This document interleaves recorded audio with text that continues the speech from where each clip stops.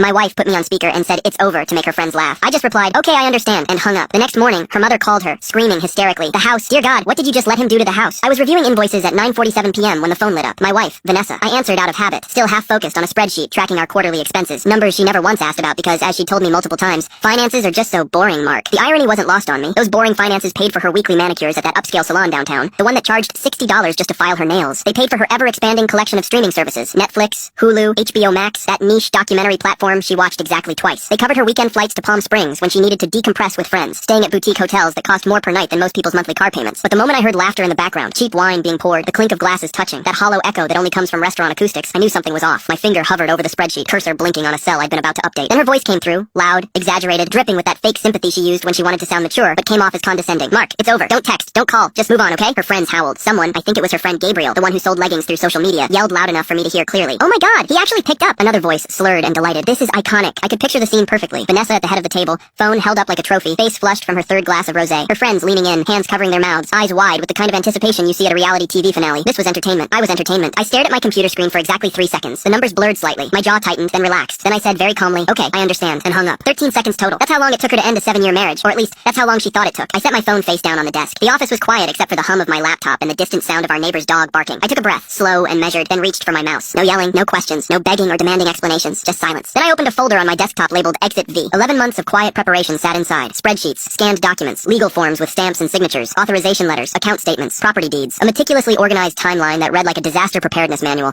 because that's exactly what it was. You see, I learned early in our relationship that Vanessa loved chaos and hated paperwork. The chaos fed her. It gave her stories to tell, drama to post about, reasons to call her mother and sigh heavily about how complicated everything was. But paperwork, documentation, responsibility, those things bored her to tears. So while she collected Instagram followers and filmed self-care haul videos where she unwrapped packages she'd bought with our joint credit, which wasn't actually joint, but I'll get to that, I collected signatures, notarizations, and digital authorizations. Every document had a date, every account had a clause, every asset, the house on Willow Lane with its white columns and professional landscaping, the BMW she drove like it was hers, even her joint business credit card she used for brand collaborations was in my name, legally, irrevocably, documented in triplicate. Her prank wasn't an insult. It was an opportunity. It was the trigger I'd been waiting for, the unmistakable signal that she'd crossed from careless into cruel, and that I no longer owed her the courtesy of a warning. The thing about Vanessa was that she'd always been performative. Even in the beginning, when we first started dating, there was this theatrical quality to everything she did. Our first date had been at a rooftop bar downtown, and she'd spent half the evening positioning her drink for the perfect photo, adjusting the angle 3, 4, 5 times until the sunset hit the glass just right. I found it charming back then, endearing even. She was vibrant and alive in a way I wasn't, and I thought maybe her light would balance out my darkness. What I didn't realize was that everything with Vanessa was a transaction. Every moment had to have an audience. Every experience had to be documented and validated by strangers online. When she told me she loved me for the first time, 6 months into our relationship on a beach in Santa Monica, she'd made me wait while she set up her phone on a timer to capture the moment. The "I love you" wasn't just for me. It was content. I should have seen the warning signs, but I was lonely, and she was beautiful, and I convinced myself that her need for validation was harmless. Just a generational thing, I told myself. Everyone her age lives on their phones. But it wasn't harmless. It was corrosive, because when everything is content, nothing is sacred. Our engagement wasn't a private moment between two people. It was a 3-minute Instagram story with romantic music and strategic camera angles. Our wedding wasn't a celebration of commitment. It was a branded event with a custom hashtag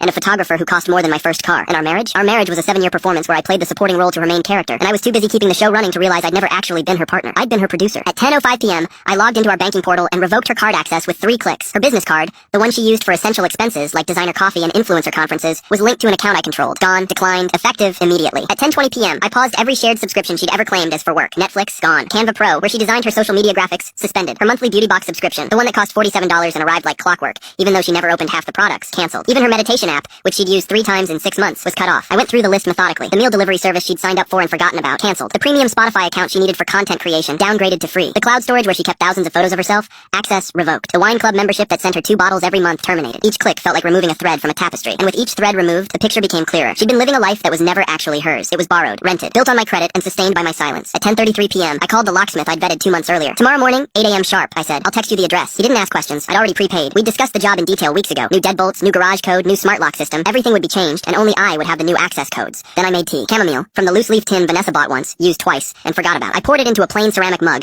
sat back down at my desk, and reviewed the next phase of my plan. No shaking hands, no angry playlist, no throwing things or punching walls or any of the dramatic reactions she would have posted about if the roles were reversed. Just methodical, surgical silence. Vanessa thought control meant volume. She thought power came from who could yell loudest, who could cry hardest, who could gather the most witnesses to their pain. She never understood that true control sounds like nothing at all. It's the quiet click of a door locking, the soft buzz of an email being sent, the calm, steady rhythm of someone who's been prepared for months and is now simply executing a plan. I opened my email and reviewed the draft messages I'd prepared. One to the property management company for the downtown apartment, terminating her access effective immediately. One to the car dealership, informing them I'd be returning the leased BMW at the end of the month. One to my insurance broker, removing Vanessa as a beneficiary and dependent. I'd written these emails months ago, saving them as drafts, updating them periodically as circumstances changed. All they needed now was a send date. I scheduled them all for 6 a.m. a.m. the next morning, early enough that they'd be processed before Vanessa woke up, late enough that I'd be long gone before anyone tried to reach me. The next step was my lawyer. I'd already briefed Daniel Chen on the possibility of this scenario. We'd had several conversations over the past year, always framed as hypothetical. If a marriage were to end, I'd say, what would the process look like? Daniel was good at his job. He never asked unnecessary questions, just provided clear, actionable information. Now I sent him a single text. Green light. Proceed with phase 2. His response came back within minutes. Understood. Paperwork will be ready by 11 a.m. tomorrow. Phase 2 was the trust transfer. The house on Willow Lane, along with several other assets, would be transferred into an irrevocable trust, the August Foundation. Once that transfer was complete, there would be no reversing it. The property would belong to the foundation, and Vanessa would have zero legal claim to it. I'd established the August Foundation 2 years ago,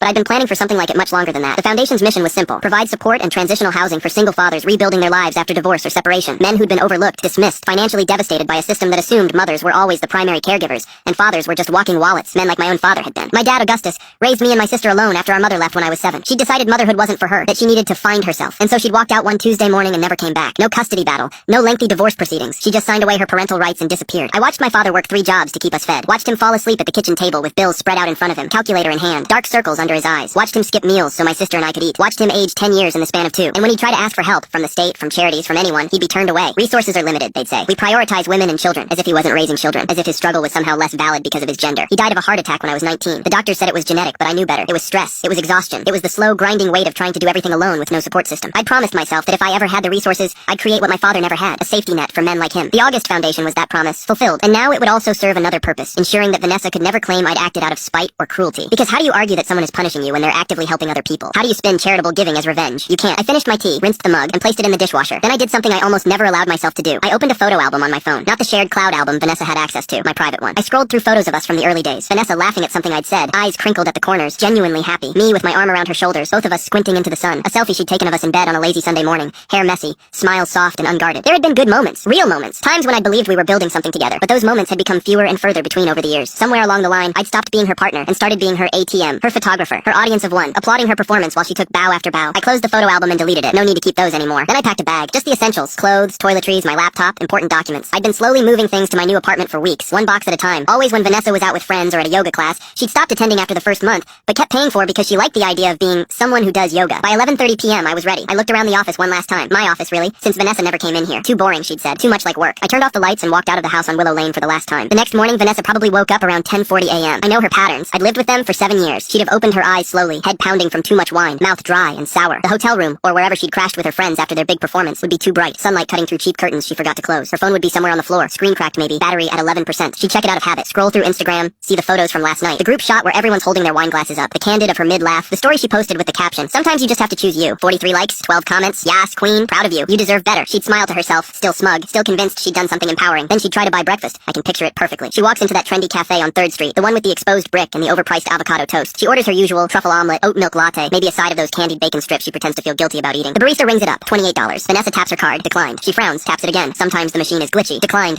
Sorry, the barista says, not making eye contact. "Do you have another card?" Vanessa laughs it off. "Oh, weird. Yeah, hold on." She pulls out the backup card, the business one, taps, declined. Now she's flustered. People are starting to notice. The line behind her is getting impatient. A guy in a suit checks his watch pointedly. A woman with a yoga mat sighs. Her face flushes, not from wine this time, but from embarrassment. I don't understand," she stammers. "These cards always work." The barista offers a thin, professional smile. "No worries. Maybe call your bank?" Vanessa steps aside, hands trembling slightly as she dials the customer service number on the back of the card. The automated voice asks her to enter her account number. She does. Then it asks her to verify her identity. "We're sorry, but we cannot locate an active account under that information." She hangs up, tries the other card. Same result. That's when it starts to sink in. That's when the smug smile from this morning begins to crack. She'd pull out her phone and try to check the bank account online. Password incorrect. She tries again. Account locked. She tries calling me. Straight to voicemail. Gabrielle, standing beside her, would notice something's wrong. "V, you okay?" "My cards aren't working," Vanessa would say, voice tight. "I don't understand. Maybe it's fraud protection?" Gabrielle would suggest. "That happened to me once when I was traveling." But Vanessa wouldn't be traveling. She'd be 10 miles from home, and the sick feeling in her stomach would be telling her this wasn't fraud protection. This was something else. She'd call her mother, half laughing still, trying to make it sound like a minor inconvenience. "Mom, something weird is happening. Mark's being dramatic about last night." Her mother, Patricia, wouldn't laugh. Patricia never liked me, thought I was too quiet, too emotionally unavailable, but she respected my precision. She knew I didn't do anything without a reason. I can hear Patricia's voice in my head, low and careful. "What exactly did you say to him, Vanessa?" "It was just a joke. I told him it was over." On speaker. The girls thought it was funny. Silence. Then, quiet and cold. "You told him it was over? On speaker? With witnesses?" "Mom, relax. He knows I wasn't serious, and you better pray he thought so too." Patricia would remember things Vanessa had forgotten, or more accurately, things Vanessa had never paid attention to in the first place. She'd remember me pulling her aside at the wedding reception, asking her politely but firmly to sign as a witness on the prenuptial agreement. She'd remember the look in my eyes, not love-struck or nervous like most grooms, but focused and methodical. She'd sensed something then, something careful and guarded in me, but she dismissed it as pre-wedding jitters. Now she'd be putting the pieces together, and she'd be realizing that her daughter had just made a catastrophic mistake. Meanwhile, I was 2 hours away, sitting in my lawyer's office. Daniel Chen had been my attorney for 6 years. Corporate law, estate planning, the occasional contract dispute. He was efficient, discreet, and expensive, but worth every dollar. His office was in one of those modern buildings downtown, all glass and steel, with furniture that cost more than most people's cars. The kind of place that immediately communicated communicated seriousness and competence. "Everything's ready," he said, sliding a folder across his desk. "The final authorization just needs your signature." I flipped through the pages. The trust documents were immaculate. The August Foundation, a non-profit I'd established 2 years ago to support single fathers rebuilding their lives after divorce or separation, was about to receive its largest donation yet. 1 house, 4 bedrooms, 3.5 baths. Appraised value $1.3 million.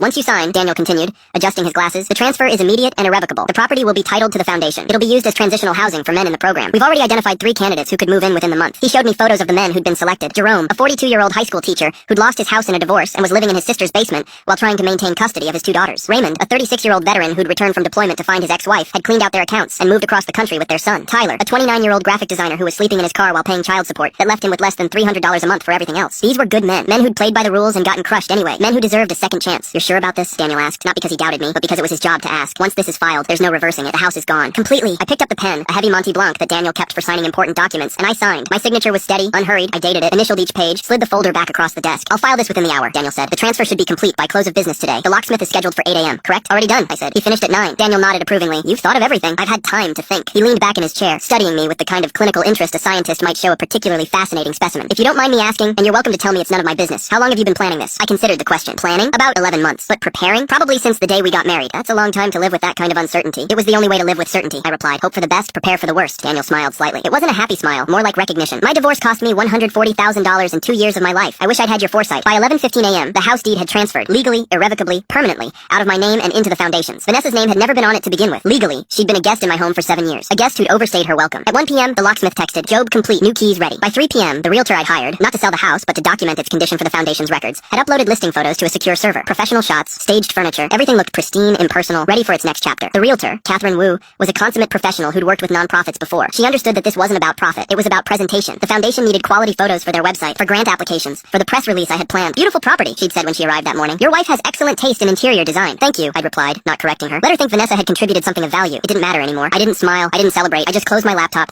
packed a duffel bag with the essentials I'd already moved to my new apartment, and left. The apartment I'd rented was in a different part of the city. A modest 2-bedroom in a quiet neighborhood where nobody knew me and nobody cared about my business. It wasn't flashy, no amenities beyond a basic gym and a laundry room, but it was mine, truly, completely mine. My name on the lease, my furniture, my rules. I'd been furnishing it slowly over the past few months. A couch from IKEA, a bed from Costco, kitchen supplies from Target. Nothing expensive, nothing fancy, just functional, comfortable, sufficient. It was everything the house on Willow Lane wasn't. That house had been a showcase, a stage set designed for Vanessa's performances. This apartment was a home, designed for living. That evening my phone started buzzing. Voicemails, texts, missed calls from numbers I didn't recognize. Vanessa's friends, probably, trying to piece together what was happening. The first text came from Gabriel. "Mark, what's going on?" "V says you locked her out." Then Sophia. "This is really mature, Mark. Real classy." Then Alexis. "She was joking. You know that, right?" I didn't respond to any of them. They weren't owed an explanation. They'd been witnesses to Vanessa's cruelty, laughing along, encouraging it. They'd made their choice about whose side they were on. Now they could live with it. Instead, I forwarded a scheduled press release to a journalist I'd been cultivating for months. Amanda Torres from the City Tribune. She specialized in human interest stories, the kind that made people feel good about their community. I'd met her at a charity event 6 months ago, and we'd stayed in touch. Nothing inappropriate, just professional networking. I'd mentioned my foundation work in passing, gauging her interest. She'd been very interested. Now I sent her an exclusive, the story of the house donation, complete with professional photos, background on the August Foundation, and a carefully worded statement about the importance of supporting single fathers. Her response came within an hour. "This is exactly the kind of story we need right now. Can I run it tomorrow morning?" "Please do," I replied. At 9 a.m. the next morning, the article went live on the Tribune's website and social media. Local entrepreneur donates $1.3 million home to foundation for single fathers in recovery. The piece was glowing. It talked about the August Foundation's mission. It featured quotes from men who'd been through the program. It included statistics about how single fathers are overlooked in social services, and buried in the middle was a single line from me, provided anonymously through my lawyer. "Sometimes the quietest men leave the loudest lessons." Within an hour, the article had been shared 300 times. Within 2 hours, 1,000. Local influencers were reposting it, calling it inspiring and beautiful. A city council member commented that she'd look into additional funding for similar programs. The narrative was set. I was the generous philanthropist, the quiet good guy making a difference. And Vanessa? Well, anyone who'd seen her post from 2 nights ago, the wine glasses, the celebration, the caption about choosing herself, could do the math. I didn't read the comments, didn't need to. The message was out. The documentation was public. The house was gone. Not sold, not leveraged, not hidden in some shell company. Given away to people who needed it. Vanessa couldn't fight charity. She couldn't spin this as me being cruel or vindictive. How do you argue against a man who donated his own home to help struggling fathers? Around 9:27 a.m., Patricia called Vanessa. I know this because Vanessa's neighbor, Mrs. Kowalski, an elderly woman who'd always been kind to me and considerably less warm to Vanessa, later told me that she'd heard screaming that morning. Not Vanessa screaming, Patricia screaming through the phone, loud enough to be audible from the driveway. "The house. Dear God, Vanessa, what did you just let him do to the house?" Vanessa, standing in the driveway of that house, staring at the new lock she couldn't open, probably went pale. "What are you talking about? He gave it away. It's all over the news. He donated the entire property to some foundation." That's not possible. He can't just..." "He can, and he did. Your name was never on the deed, Vanessa. You don't have a claim. You don't have standing. You don't have anything." I imagine Vanessa's knees buckled. I imagine she sat down right there on the front steps, the same steps where she'd filmed a dozen Instagram stories about home life and gratitude. "But I live here," she whispered. "No," Patricia said, voice hard. "You live there." Past tense. Mrs. Kowalski told me that Vanessa sat on those steps for almost 2 hours, staring at her phone, occasionally crying, sometimes laughing in a way that sounded slightly unhinged. At one point, she tried to open the garage door using the remote in her car. It didn't work. I'd had the codes changed along with everything else. Eventually, she got in her car and drove away. Mrs. Kowalski never saw her at the house again. By then I was gone. on. My new place didn't have marble countertops or imported Italian tiles, no walk-in closets, no infinity pool, just a small 2-bedroom apartment with a balcony that overlooked a park. The day after the press release went live, I drove to the animal shelter and adopted a dog, a 3-year-old mixed breed named Chester, who'd been overlooked for months because he wasn't a puppy, wasn't a purebred, wasn't Instagram worthy. He cost me $80, best money I ever spent. We sat on my porch, my plain, unremarkable porch,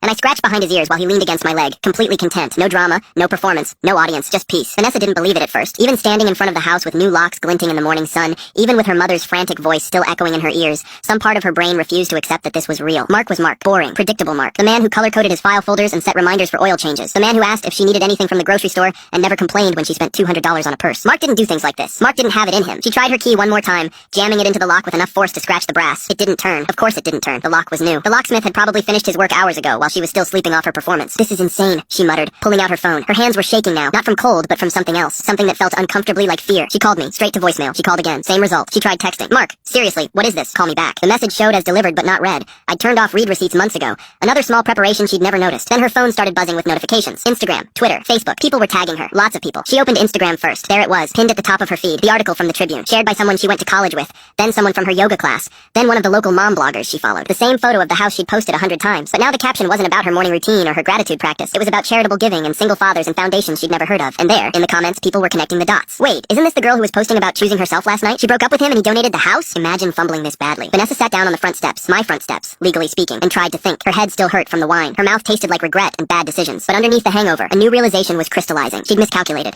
She thought the phone call would be like all the other times she'd pushed me. The time she accidentally told her friends I was boring in bed. I'd overheard from the next room and said nothing. The time she used our joint credit card to buy a $3,000 handbag for work, and I'd simply adjusted our budget to accommodate it. The time she'd posted a photo with the caption, "When your partner doesn't understand your dreams," after I questioned whether her third influencer conference of the year was really necessary. Every time I'd absorbed it, adjusted, accommodated, she thought I was weak. She thought my silence meant acceptance. She never understood that I was documenting everything, building a case, waiting for the moment when she'd go too far, when she'd give me the legal and moral justification to do what I'd been preparing to do for nearly a year. That moment had come, and I'd been ready. By 10 a.m., Vanessa's phone was ringing constantly. First, it was Gabrielle. "Babe, I just saw something online. Did Mark donate your house?" Then Sophia, is this real? There's an article about some foundation and it shows your address. Then Alexis. "V, what the hell is happening?" Vanessa didn't answer any of them. Instead, she opened her social media and watched her carefully constructed world begin to collapse in real time. The article had been shared 47 times already. Her neighbors had seen it. Her old co-workers, people from high school she hadn't spoken to in a decade. The comments were brutal. "Imagine getting dumped so hard your ex gives away the whole house. She's been posting about that house for years. I can't believe it was never hers. This is what happens when you treat people like props. Play stupid games, win stupid prizes." Someone had even dug up her post from the night before, the one with the wine glasses, and screenshot it next to the headline about the donation. The juxtaposition was damning. Her celebrating while I was already executing my exit. One comment in particular caught her eye. Notice how he didn't sell it, didn't trade it, gave it away to help people. Meanwhile, she's out here treating their relationship like a joke. Who's laughing now? 237 likes on that comment. Vanessa's carefully curated image was fracturing in real time. She was supposed to be the protagonist of this story, the woman who left because she deserved better, the brave soul choosing herself. Instead, she was becoming the villain, the ungrateful wife who mocked her husband and lost everything. Her follower count started dropping, slowly at first, 5 followers, 10, 20, then faster. She watched the number tick down like a countdown clock. Every lost follower felt like a tiny rejection,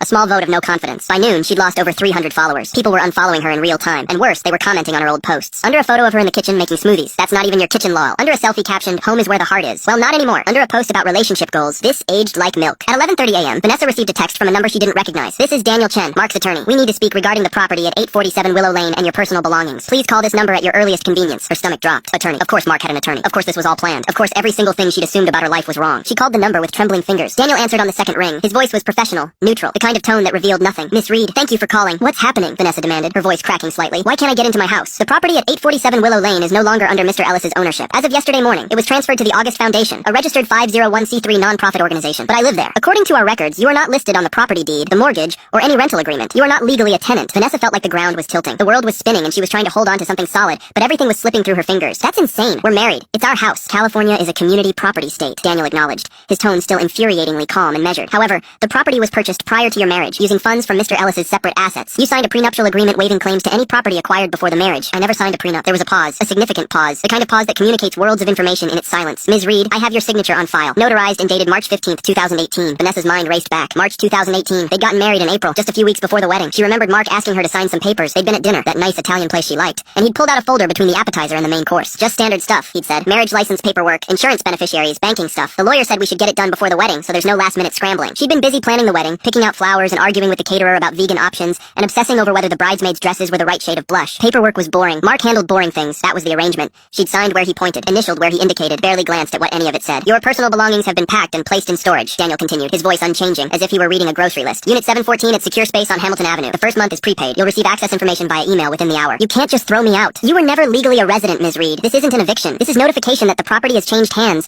and you no longer have authorization to be there. The words hit her like physical blows. Never a resident. No authorization. Changed hands. Her entire life. Boxed up and put in storage like old Christmas decorations. Vanessa's voice cracked. I want to talk to Mark. Mr. Ellis has instructed me to handle all communication moving forward. This is cruel. This is Ms. Reed, Daniel interrupted gently, though there was steel underneath the gentleness. I suggest you consult with your own attorney, but I should inform you that any claims you might consider filing would be difficult to substantiate given the recorded evidence from Wednesday evening. Vanessa froze. Her blood turned to ice. What recorded evidence? The phone call on speaker with multiple witnesses present. You verbally ended the relationship, Miss Reed. You stated, and I quote, "It's over. Don't text, don't call, just move on." Mr. Ellis simply acted on your declaration. She couldn't breathe. The wine-soaked laughter from that night echoed in her memory. The phone held up like a trophy. Her friends cheering her on. The applause. The validation. She'd thought it was funny. She'd thought it was harmless. She'd thought Mark would be hurt, maybe, or embarrassed, and would come crawling back begging for forgiveness. And she'd have that power, that control, that proof that she was the one who mattered. She'd thought wrong. Mr. Ellis was very clear, Daniel continued. He wants this to be as painless as possible. Your belongings are safe. The storage is paid through the end of the month. After that, you'll need to make your own arrangements. Is there anything else I can help you with today? Vanessa wanted to scream. Wanted to throw her phone. Wanted to break something. Anything. To externalize the chaos rioting inside her chest. But all she could manage was a whispered, "No. Then I wish you the best, Miss Reed. You'll receive the storage access information shortly." He hung up. Vanessa sat there on the steps of what used to be her house, phone still pressed to her ear, listening to dead air. By noon, Vanessa was sitting in her car in the driveway, crying. Not the pretty, photogenic crying she sometimes performed for sympathy, where she'd tilt her head just so and dab at her eyes carefully to preserve her makeup. Real, ugly crying. The kind that leaves your face blotchy and your eyes swollen and your breath coming in jagged gasps. The kind where snot runs down your face and you don't even care. The kind that comes from watching your entire life implode in the span of 12 hours. Her phone kept buzzing. More texts, more calls, more social media notifications. She turned it face down on the passenger seat,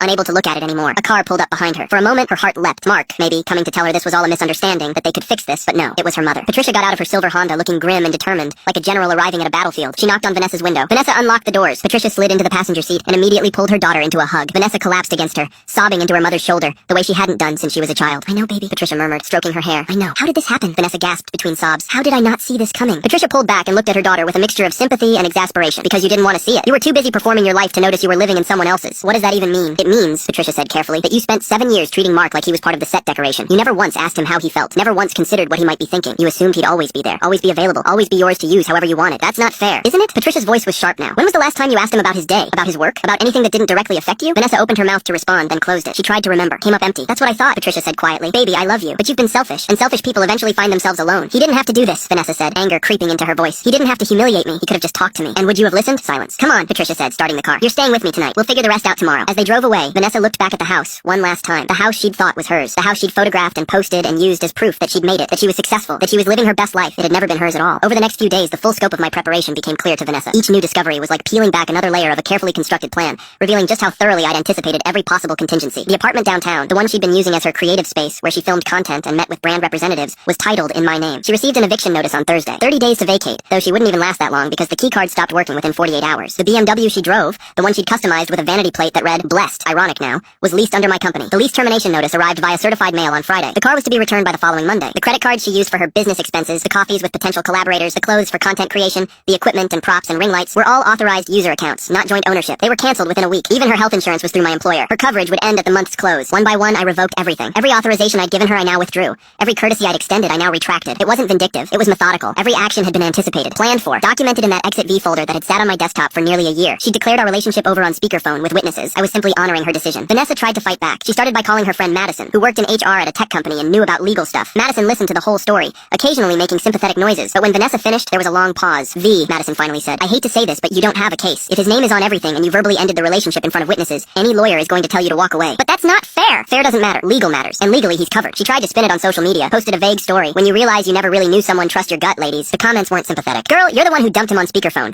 Maybe you should have read the lease before claiming it was your apartment. At least he donated the house to charity instead of just selling it out of spite. Imagine playing yourself this hard. She deleted the story after 20 minutes, but screenshots had already circulated. Nothing on the internet ever really disappears. She tried calling some of her old friends from college, people she thought might take her side. Most didn't answer. The ones who did were awkward, non-committal. They'd seen the article, they'd seen her posts. They were staying neutral, which meant they were siding with me. The narrative had been set, and Vanessa was on the wrong side of it. By the end of the week, Vanessa had moved in with her mother. All her belongings were in storage. Clothes, makeup, tech equipment, the ring light she'd spent $300 on, the camera she'd financed and never quite paid off. Everything boxed up in a 10 by 10 unit that smelled like must and failure. Her social media following continued dropping. Not dramatically, she wasn't important enough for a dramatic fall, but steadily, consistently, like a slow leak that eventually empties the tank. She built her identity on being aspirational, on showing people the life she had, the beautiful house, the luxury car, the designer clothes, the effortless glamour. But now people knew the truth. It was never her life. It was mine. She'd just been living in it. Vanessa spent her days scrolling through her phone, watching her old content with new eyes. Every post was a lie. Every caption about gratitude was hollow. Every photo of her home was stolen valor. She'd been a squatter in someone else's success, and she'd convinced herself and thousands of strangers that she'd earned it. She hadn't earned anything. She'd just been lucky enough to meet someone who was generous, and stupid enough to take that generosity for granted. 2 weeks after the phone call, Vanessa hit what she thought was rock bottom. She was wrong. She hadn't even started falling yet. It started with a voicemail. She'd left me 40 43 voicemails over the course of 3 weeks. I know the exact number because my phone kept count, each one a little notification I dismissed without listening. But then one morning, Vanessa woke up to a voicemail on her phone, not from me, from an unknown number. She played it while still in bed at her mother's house, the small guest room that smelled like lavender potpourri and disappointment. Hey, it's Cassie. Cassie, not Vanessa. Her own voice, but saying the wrong name. Except, wait, she listened more carefully. It was her voice, but from months ago, from a conversation she'd half forgotten. A wine-drunk afternoon when she'd called me from an Uber to pick a meaningless fight. You were always just the safe choice. I needed excitement. Her own voice continued. I mean, yeah, you paid for everything, but at what cost? God, Mark. Sometimes I felt like I was dating a spreadsheet. Then, click. The message ended. Vanessa sat up, heart pounding. Someone had recorded that call. Someone, me, obviously, had kept it, and now someone had sent it to her to make sure she knew they had it. She checked her email. There it was, sent from an anonymous account, the audio file with a single line of text. Records are public. Consider your next steps carefully. Her hands were shaking. This wasn't just about the house anymore. This was about reputation, about proof, about evidence that could be used against her. She rushed to her laptop and started Googling herself. That's when she found it. The charity board. The Riverside Children's Charity Board, where she'd been a member for 2 years, or more accurately, where she'd attended 4 meetings total, and mostly just showed up for the annual gala photo opportunities. An email sent to the board members and CC'd to a public mailing list. Dear Miss Reed, effective immediately. Your status as a member of the Riverside Children's Charity Board is terminated. Attached is a transcript of correspondence received, which has been formally reviewed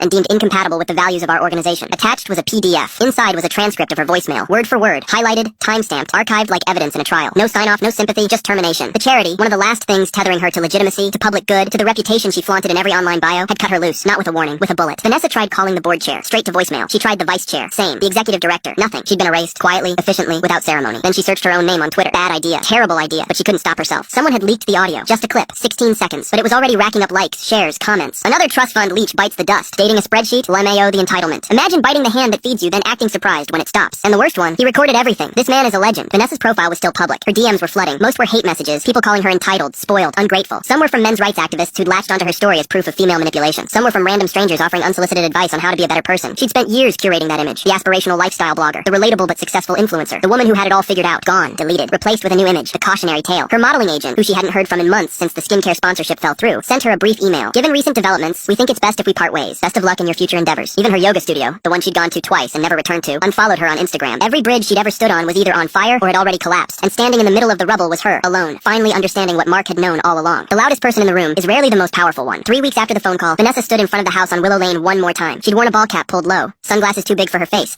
and a hoodie zipped all the way up despite the 82-degree heat. She looked like someone trying not to be recognized, which was exactly what she was. She'd parked 2 blocks away and walked, taking the long route through the neighborhood she'd once considered hers. Mrs. Kowalski had been watering her garden and had pretended not to see her. The Johnsons across the street had been loading groceries and had very deliberately looked away. Everyone knew. Of course everyone knew. The article had made sure of that. She approached the house through the side entrance, the garden gate she'd had installed because it made the property feel more European. She'd never imagined she'd one day be using it like a trespasser trying not to be seen. From inside, she could hear voices. Professional, upbeat, the sound of polite laughter. An open house, of course. The foundation would need to showcase the property, bring in potential residents, show donors how their money was being used. She peeked through the glass doors leading into the kitchen and saw them. A young couple in their 30s, holding hands, pointing out the countertop finishes she had personally picked, asking questions about the appliances, admiring the backsplash. That wasn't the worst part. The worst part was seeing Sophie, Mark's executive assistant, standing beside them with a clipboard, smiling professionally, explaining the foundation's mission and the application process for residency. Sophie, early 20s, efficient, surgically pleasant. She'd once fetched Vanessa oat milk lattes during campaign events. Now she stood in what used to be Vanessa's kitchen, like she owned the place. Vanessa pushed the door open. It wasn't locked. Why would it be? During an open house. Sophie looked up, didn't flinch, just smiled that same professional smile. Hi, Vanessa. Not hostile, not uncomfortable, just neutral, like they were acquaintances running into each other at a coffee shop. Vanessa's voice came out tight. What are you doing here? Managing the viewing, Sophie replied calmly. She turned slightly toward the couple. Would you two excuse me for just a moment? Feel free to look at the sunroom. Those windows are original, by the way. The couple smiled politely and drifted away, clearly sensing tension, but too Minnesota nice to acknowledge it. Sophie turned back to Vanessa. Is there something I can help you with? I want to talk to Mark. He's not available. Then get him on the phone. Sophie's expression didn't change. Vanessa, you don't have standing here. You're not a tenant. You're not a stakeholder. And you're not on any of the sale documentation. If you stay, it's technically trespassing. The words were delivered kindly, almost gently, but they hit like hammers. You're threatening me? Vanessa asked, voice rising. Seriously? You're his assistant and you're threatening me? I'm reminding you of the legal reality, Sophie corrected, which your attorney should have already explained. I don't have a lawyer, Vanessa snapped. Sophie didn't respond to that. Instead, she reached into her briefcase, leather, expensive, probably a gift from Mark, and pulled out a thick manila envelope sealed with a sticker bearing the August Foundation's logo. She extended it toward Vanessa. What's this? Vanessa demanded. Closure. Vanessa snatched it, tore it open with shaking hands. Inside was a single glossy photograph, a still from the night of the prank call, pulled from someone's social media. Vanessa on speaker, wine glass raised in a toast, mouth wide open in mid-laugh, frozen in the exact moment she'd said, "It's over. Don't text, don't call." There was a yellow post-it note stuck to the bottom of the photo, handwritten in Mark's precise script. Always read the room, and the contract. Vanessa stared at the photo. She looked so happy, so confident, so certain of her power in that moment, but now it felt like looking at a stranger, like looking at someone who had no idea what was coming. This is sick, she said, her voice shaking. This is psychotic. He planned this entire circus just to humiliate me. No, Sophie said, and for the first time there was something like emotion in her voice. Not sympathy, but a kind of tired patience. He planned it to protect himself and end things cleanly. You made it public. The speakerphone breakup, the Instagram story, the caption about him being your retirement plan. You lit the match, Vanessa. He just made sure you couldn't burn anything that wasn't already yours. Vanessa's mouth opened, then closed. She looked around at the house. Her house. Except it wasn't. It had never been. The dining table was gone, replaced with different furniture. The couch had been swapped out for minimalist staging pieces. The wine rack was empty. The rose bush in the backyard had been trimmed into neat submission. Her chaos had been edited out of every corner. This wasn't a home anymore. It was a transaction, a property, a charitable asset. She looked back at Sophie, that young woman who used to bring her coffee, and now stood in her kitchen like it was the most natural thing in the world. Tell him he's a coward, Vanessa said. I'm just the assistant, Sophie replied evenly. Vanessa stepped back toward the door, still clutching the envelope like it might morph into something she could use, some weapon or shield. I hope he's proud of this, she hissed. Sophie's expression didn't change. He doesn't feel anything about it. He's done. The words landed with devastating simplicity. Done. Not angry, not hurt, not vindictive. Just done. Vanessa turned and walked out. The couple in the sunroom didn't even notice. No one followed her. No one called after her. She wasn't the ghost of that house. She was just noise. And even that had finally been silenced. When Vanessa got back to her car, she sat in the driver's seat for a long time, just staring at the photo in the envelope. That version of herself, confident, laughing, surrounded by friends, so certain she was in control, felt like it belonged to a different lifetime, a different person. She thought she was the one with power because she was the one making the scene, forcing the drama, controlling the narrative. But Mark had understood something she never did. Real power doesn't announce itself. It doesn't need an audience. It doesn't need witnesses or validation or applause. Real power is quiet. It's documentation. It's preparation. It's knowing exactly what you're going to do months before anyone else even realizes there's a problem. She started her car and drove away from Willow Lane for the last time. The house would go on without her. The foundation would use it to help men rebuild their lives. Mark would continue his work, quiet and methodical and purposeful. And Vanessa would have to figure out who she was when she wasn't performing, when she didn't have an audience, when she couldn't post her way out of consequences. It was going to be a long, painful process, but for the first time in years, she was going to have to do it alone. At exactly 8 a.m. the following Monday,